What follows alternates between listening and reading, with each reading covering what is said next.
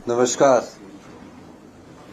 आप सभी पत्रकार बंधुओं को, सम्मानित मंत्रिमंडल के हमारे सभी सदस्यगण, सम्मानित हमारे विधायक,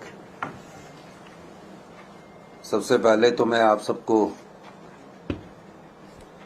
मुखाबित जो हुआ हूं उसके लिए मैं आपका धन्यवाद करना चाहता हूं। आप जानते हैं कि तकरीबन 1 वर्ष पहले हिमाचल प्रदेश में कांग्रेस की सरकार बनी।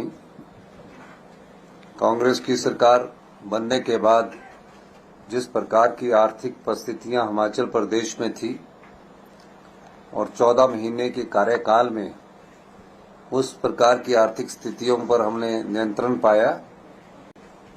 जिस प्रदेश पर 75,000 करोड़ रुपए का कर्ज चढ़ा हो और 10,000 करोड़ रुपए की सरकारी कर्मचारी और अधिकारियों की लायबिलिटीज हो, उसके बाद दिन प्रतिदिन का खर्चा करने की जिस प्रदेश के पास धन ना हो, अपनी नीतियों के द्वारा, अपने कार्यक्रम के द्वारा हमने इस आर्थिक समस्या का सामना किया।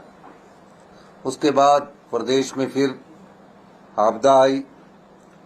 आपदा के बाद कभी हमने कल्पना भी की थी कि इतिहास की इतनी बड़ी आपदा हमारे जीवन काल में हमें देखने को मिलेगी। तकरीबन 4,000 घर पूर्णतः नष्ट हो गए और 13,000 घर आंशिक रूप से नष्ट हो गए। उन परिवारों को बसाने की जरूरत थी।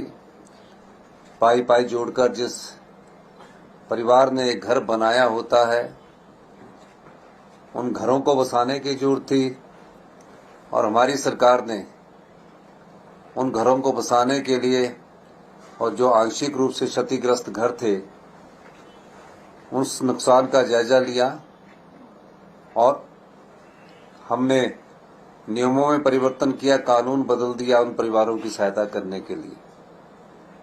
यही नहीं, जब हमारी सरकार बनी हमने उसमें कुछ गारंटियों का वादा किया था। उसमें पहली गारंटी ओल्ड पेंशन स्कीम को लेकर थी कि हम अपने सरकारी कर्मचारी और अधिकारियों को ओल्ड पेंशन स्कीम के अंतर्गत लाएंगे और हमने पहली कैबिनेट में वो करके दिखाया। निश्चित रूप से ओल्ड पेंशन स्कीम के कारण हमारे पर कई प्रतिबंध लगे, लेकिन हम उन प्रतिबंधों से ना घबराकर हमने कहा हिमाचल प्रदेश के 1,36,000 सरकारी कर्मचारी जो है, जिन्होंने हिमाचल में विकास की गाथा लिखी है, उन सभी को इस सरकारी पेंशन के रूप में सामाजिक सुरक्षा मिलनी चाहिए। ये हमारी पहली गारंटी को हमने पूरा करने का अपनी दृढ़ इच्छा शक्ति निभाई। उसके बाद हमारी दूसरी गारंटी थी, राजीव गांधी स्टार्टअप योजना को हमने शुरू किया। 3 चरणों में हमने शुरू किया और पहले चरण में हमने ई टैक्सी के रूप में शुरू किया। दूसरे चरण में हमने स्वरोजगार की दिशा में बढ़ते हुए सोलर पैनल योजना का हमने शुभारंभ कराया और तीनों चरण में हमने 680 करोड़ रुपए की राजीव गांधी स्टार्टअप योजना की शुरुआत की। तीसरी गारंटी हमारी थी कि प्रत्येक विधानसभा में हम 4 इंग्लिश मीडियम स्कूल खोलेंगे। मुझे ये बताते हुए खुशी हुई कि अगले एकेडमिक सेशन से जो भी हमारे गवर्नमेंट स्कूल है उसमें प्रथम कक्षा से ही इंग्लिश मीडियम स्टार्ट कर दिया जाएगा। उसी प्रकार हमने गांव की अर्थव्यवस्था को मजबूत करने के लिए गाय का दूध का मूल्य में इतिहास की सबसे बड़ी वृद्धि दर्ज की।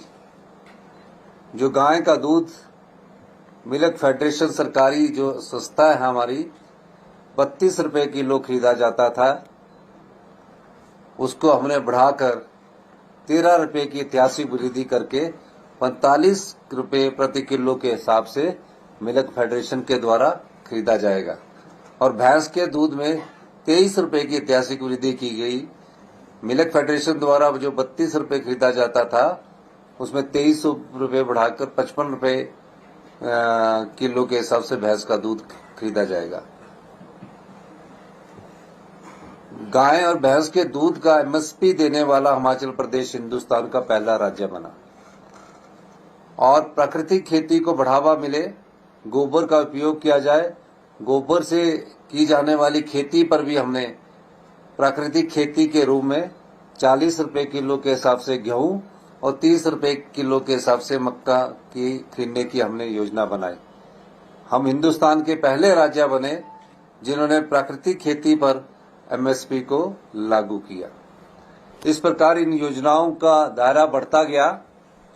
धीरे धीरे जब हमारा दूसरा बजट हमने प्रस्तुत किया, उस बजट में हमने ग्रामीण अर्थव्यवस्था को मजबूत करने की दिशा में कई महत्वपूर्ण कदम उठाए हैं, जिसमें मनरेगा की मजदूरों की दिहाड़ी प्रतिदिन 60 रुपए से बढ़ाकर 240 रुपए से बढ़ाकर 60 रुपए हमने उसमें बढ़ोतरी की, 300 रुपए कर दी गई।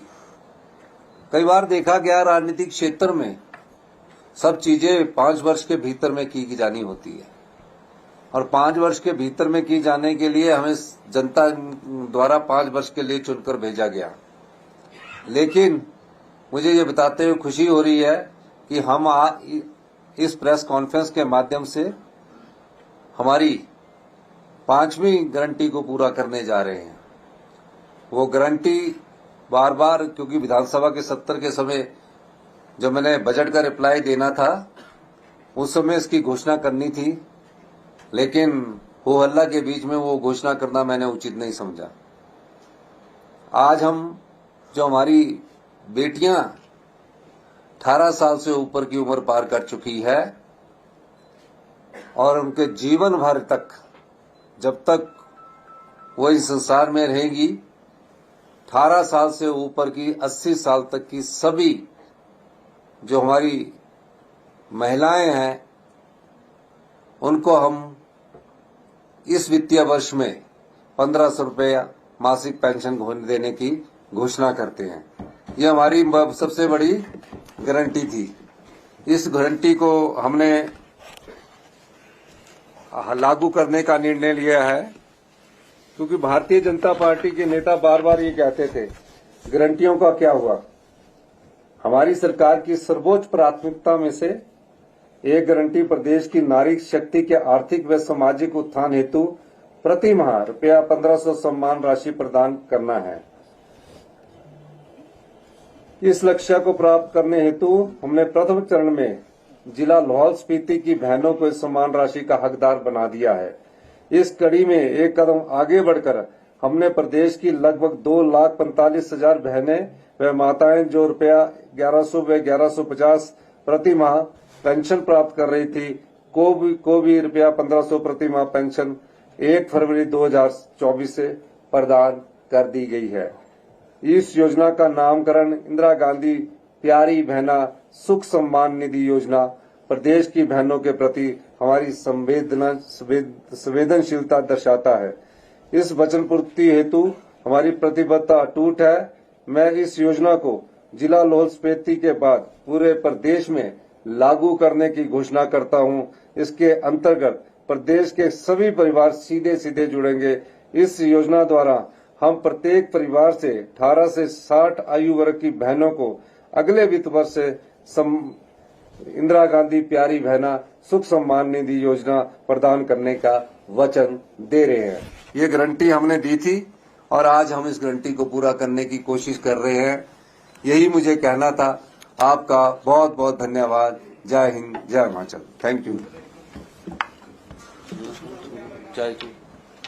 धन्यवाद। तकरीबन अभी जितने भी महिलाएं आएंगी इसमें, अभी इसके फॉर्म भरवा के हम सबको बता देंगे। तकरीबन 5 लाख से ऊपर महिलाएं हैं। 18 से 60 के बाद हमारी ऑलरेडी पेंशन योजना चल रही है, जिसका टॉप अप हमने 1150 से 1500 किया है। 800 करोड़ के करीब हमारा प्रतिवर्ष इसमें अमाउंट बनेगा। सर, सीएम साहब, जिस तरह से ये जो विभाग जो एपिसोड अभी पॉलिटिकल हुआ है पीछे, धन्यवाद। ये तो बोलते रहते हैं। Thank you.